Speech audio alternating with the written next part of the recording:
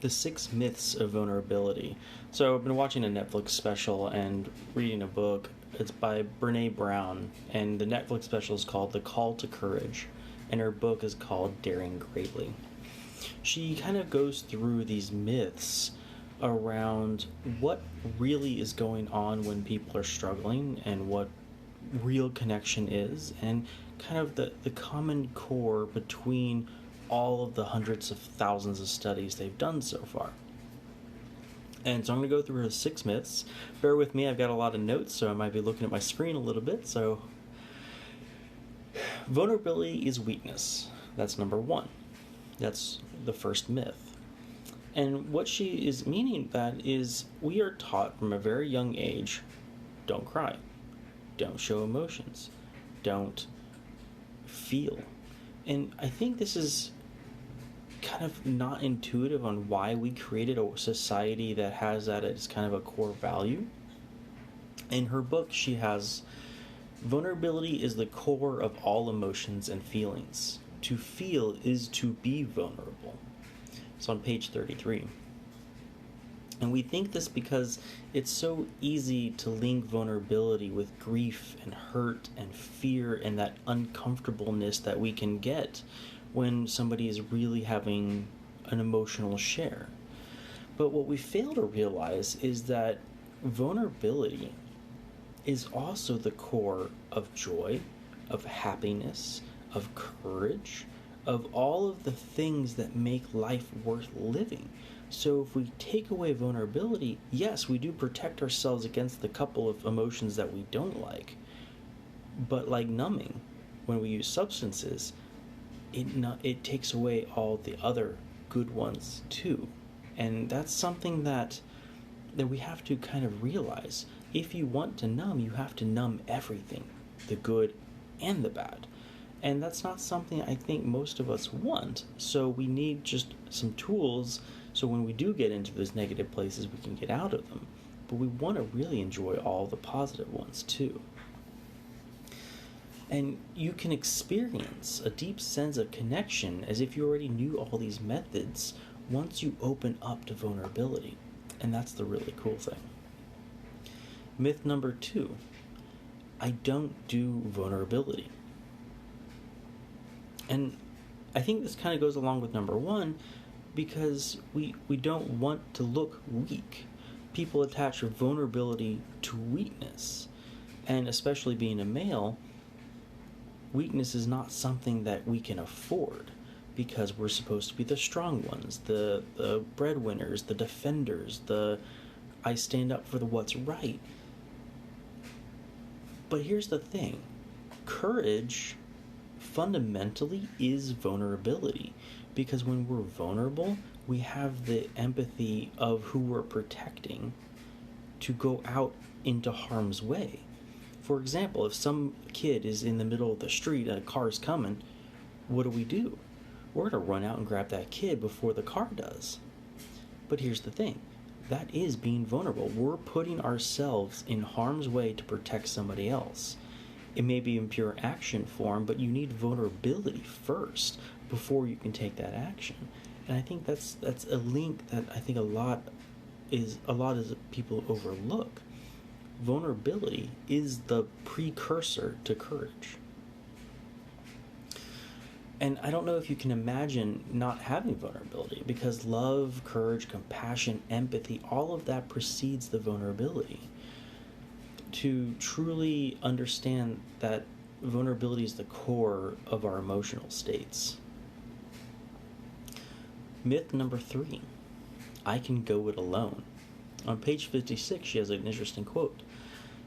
Nothing has transformed my life more than realizing that it's a waste of time to evade my worthiness by weighing the reactions of the people in the stands. And what she's referring to is a speech by Teddy Roosevelt, where he basically says there are 2 classes of people. The people that are the ones in the arena sweating, dirty, bloody, because they're out there slogging to create whatever it is they want to create. And then there's the people watching. And the hecklers in the crowd, the naysayers, all those people that are really just trying to feel like they're participating aren't really in it. Their opinions ultimately don't matter because they're not the ones doing it. They're not the ones experiencing it. So what they're kind of saying is find those people that are the ones that are doing and surround yourself with those. We don't like to go through things alone. It's kind of a core interwoven thing into being human. We like community. We like that connection. And when we don't have it, we can supplement, but there will always be that hole that's not being filled. Because we're just hardwired, and you must lead with vulnerability and gratitude to have that balance in your life.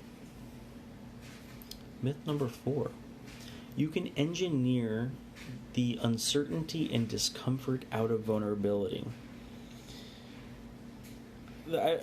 Being in the corporate world, I've seen this all over the place.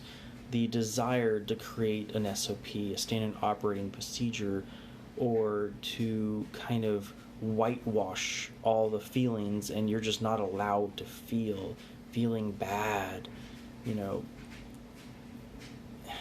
It's weird because vulnerability precurses imagination, right?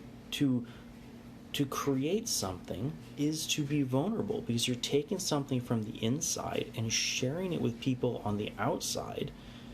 And you can have criticism, you can have bad feedback, you can be put down. Those are bad things, but you can also be loved, you can solve problems, you can help people. And if you have a culture that abhors failure, abhors feelings, then you can't really be vulnerable because you're going to fail. Failing is part of life and part of the creative process. This is where I love what Elon Musk has. He has this idea that everything is wrong, so let's get it a little bit less wrong.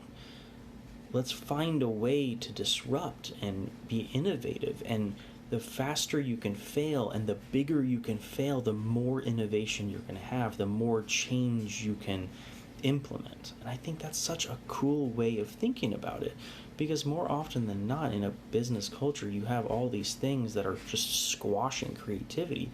So you get these mindless drones that do a lot of stuff, but nothing ever gets better.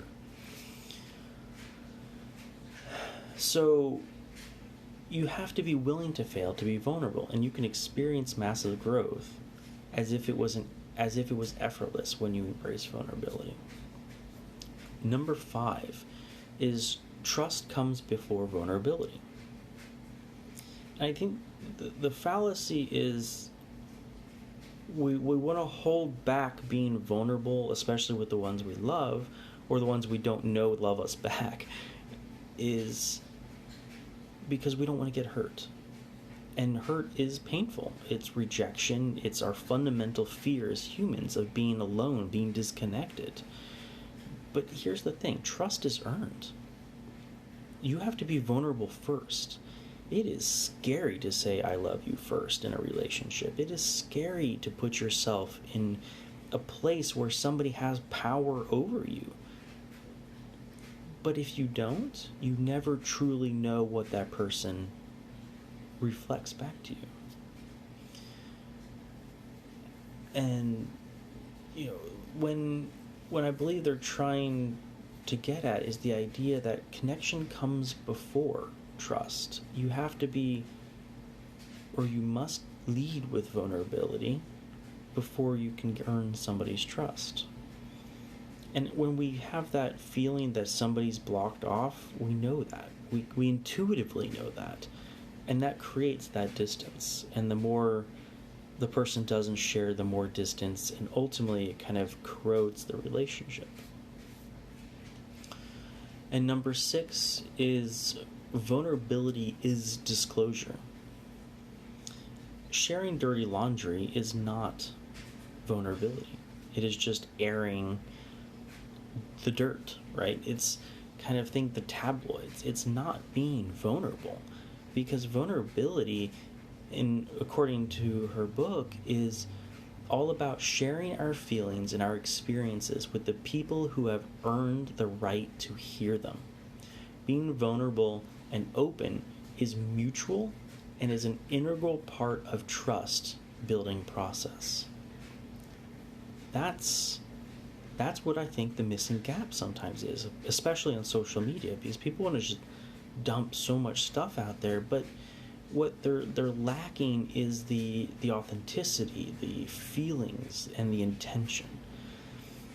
And just because you say something that is private in public, better on person or in social media, does not make it vulnerable. You must have that quality behind it and that openness from your other people, whether it be your audience or your loved ones or a friend. So I hope this kind of gets your gears moving and your thought processes going. Brene Brown's a really fascinating person. She's got a couple of books out there and her Netflix specials, and she has a TED Talk. I encourage you to go check it out. And if you have questions, I'd love to talk further. Otherwise, have a wonderful evening.